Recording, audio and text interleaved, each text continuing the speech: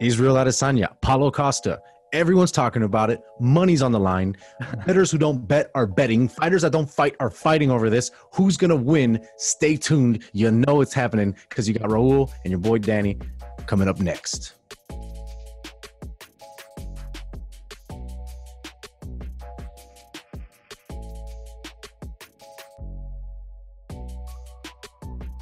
Every once in a while, there is a card that just, you can't stop thinking about it all week. You're counting down the days, you're getting goosebumps, and you're just like, man, and you get these butterflies in your stomach like you're the one that's going to fight. And this is one of them. It's just, dude, second time in UFC history, we got two undefeated male fighters coming in for a championship. I mean, you're talking about a fight that means so much for either of them, not just for the belt, but just because that's your perfect record down the drain. And the reputation. Both are cocky guys. Both have talked a lot of shit about what they can do, what they can't do.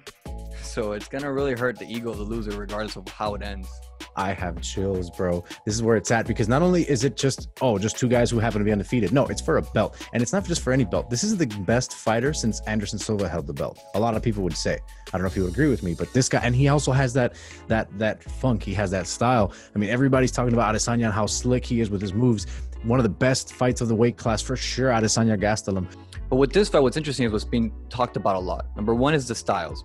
Dana White said it best. In terms of stylistics, this might be the fight of the year because we have opposites in fighters. We have the counter striker who's backing away, and we have the guy who's forward.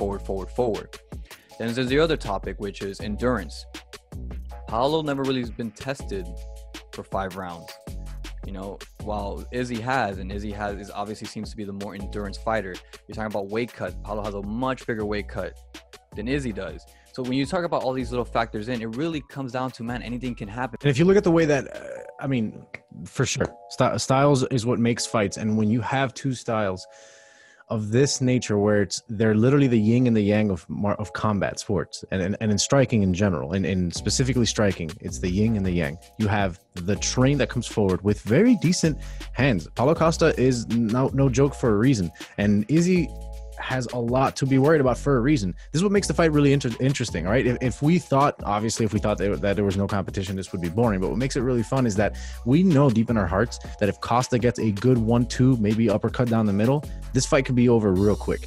This could be anywhere between a shocker to a rocker to a stalker.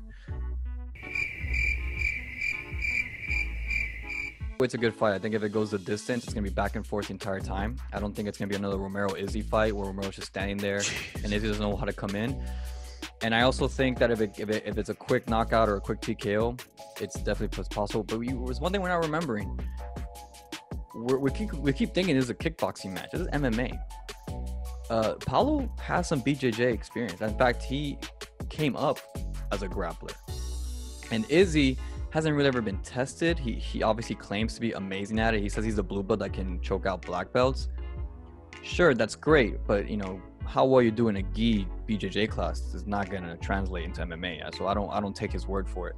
So that's something we have to consider. Yeah, we keep saying it's a kickboxing match, but it's not. It's MMA. It can very easily go to the ground.